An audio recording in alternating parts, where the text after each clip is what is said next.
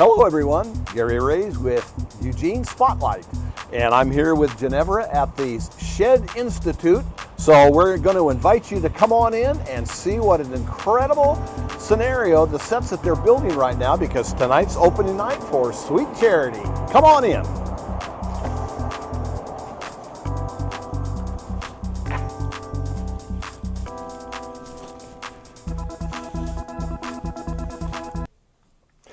Hello everyone, Gary Raze with Eugene Spotlight, and today I have the fortune of interviewing Genevara with the Shed Institute. And of course you see a lot of things in the background because this is the beginning night for Sweet Charity. But before we talk about Sweet Charity, I wanted to ask you, Genevara, if you can explain all the different programs that Shed offers our community. We have 6 hours, right? You do a lot, I know. You know, thanks for that question, though. It's a good question because I don't think, I see the glasses, you know, this full, not that full. We do, in the 3 buckets, we do 3 things. We present and we produce a lot of music. So Sweet Charity is a homegrown production. We are not bringing in out-of-towners. This is us.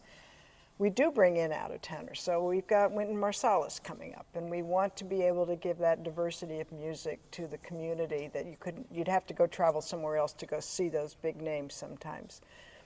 We also run a community music school, so that is a music school for all ages, all abilities, all instruments, singing, dancing, clowning around. If you're really, really good, I'm going to send you away, go somewhere else. But this is for the amateur. This is for lovers of, not bad at. That's not what amateur means. I want people to have music as part of their lives, all their lives long. So I want people to think about why they stopped making music as kids and what was that barrier. Did you get stuck with the wrong teacher, the wrong instrument? And come here and experiment and come back to it. Well, Genevara, as you may know, even though I've been a realtor for 20 years, I've also been a teacher for 30 years. And I know that we had wonderful music programs once upon a time, and there are still some good ones out there, but there are also many that have dropped the program. And so the kids have missed out on a huge potential for their growth by not having a music program. Yeah, this fills a real need in our community. It fills a need, but let's say things were well and healthy in the schools. We would still be here because what I want to do is take the student where they are. What the teacher doesn't have time to teach them, take them where they are and move them to the next step. If it's, you know, beginning, which is where a lot of kids are right now, fine, that's great. If they're advanced, I'm going to take them to the next step.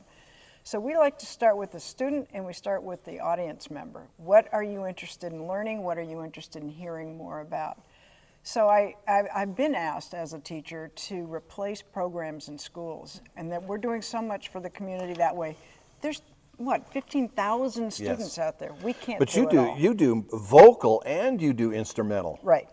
And dance. You're about to see some great tap dancing and musical theater, acting and clowning around, and that's part of what we're doing in the music school, is to get people comfortable on stage, not necessarily to go pro, but to be up here and do a rotary speech or make a eulogy like you and I were talking about before, because that's part of being in the community. And so the third piece of what we do is have this 70,000 square foot facility that is full of different nooks and crannies, kitchen, cook. We rent it out to other nonprofits. So if you look at our mission statement, the word music doesn't even show up. It's all about learning and creating and building community together.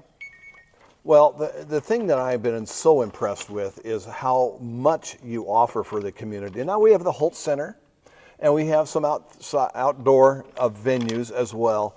But this is year-round, fits all types of people, and I've been to many plays here and I've enjoyed them all immensely. And so you produce a very nice product, I might add. Thank you. But you know, Gary, I do deeply appreciate the range of places. We worked 30 different venues between 1992 and 1997. And so we realized that between the Wow Hall, which is terrific, the Holt Center, which is terrific, there was this big gap in between, both in terms of venue, creative space, rehearsal space, dance space, all of those things in between. And that's what the gap is that you're talking about. There are artists that we bring to town that you can't present in other venues because you can't afford it, it doesn't fit. Right. The Cuthbert, for instance, when we started, we were the first group out there. There wasn't even a stage. We had to build our own stage to produce out there. So you can see things growing, and by, you know, what's exciting is to do more work. The more work you do, the better everybody gets and the more interested people get. And one of the things that I want to show on camera, because it's so fun, this set gets painted every single time. This is a goofy stage. It is not a legitimate theater like the Holt Center. We can't fly things. We can't come in from the side. So our set painter, Connie Houston, was a billboard painter, and she does these extraordinary things. I call these the cootie catcher sets. So watch this. Now we're out in the woods. All right, now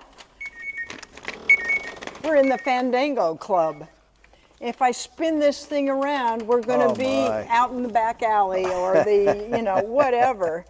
And one of the things that's so fun about pushing this creativity thing is who you get to work with, over time, how you curate things, how you grow professionally. But sometimes the constraints of a hall like this is sort of like black and white photography. It makes you do more with less. And so we had one director that wanted to close the curtains while we changed these sets all around. And the audience all said, no, we want to watch the choreography and how you do that. That's fascinating. That's an art in itself. Yeah, absolutely. Connie is an artist, absolutely. And so is the backstage. Just think of how many thousands of young people that this organization has influenced, as well as how much talent that you have helped grow in this community. Well, I hope so. We have fun. The hair was darker before, but we do have several people on staff and in our productions that were students in the 90s here. And it continues, particularly with our musical theater, the pipeline is right there from little bitties all the way through to professional actors who come back and take some more dance or take some singing. But we grabbed one of our students to fill in the quartet for Music Man the other day out of class, said, you're on the stage tonight, you're singing this song. And what was so fun was watching how that comes together, because it looked like, you know, this gal is saying, oh, my little honey, really what's happening is move 4 steps this way really fast. It just, you know, the camaraderie, there's something special about creating something together. So. Well, this is a wonderful thing, and I hope that it never ends. Me too. So I'm working really hard. Your energy has to be passed on down the road. Absolutely. You understand. That's what all the construction's about. Because when we do pass it on, we understand what the quirks are of a 1926 era building, and we're fixing them. And then that is our gift. We're going to give that to the community so that they don't have to deal with capital construction for another 35, 40 years. So. Well, Genevra, this has been wonderful, and I hope that a lot of people get a chance to come to many of the plays that you have and send their children perhaps to have another musical experience.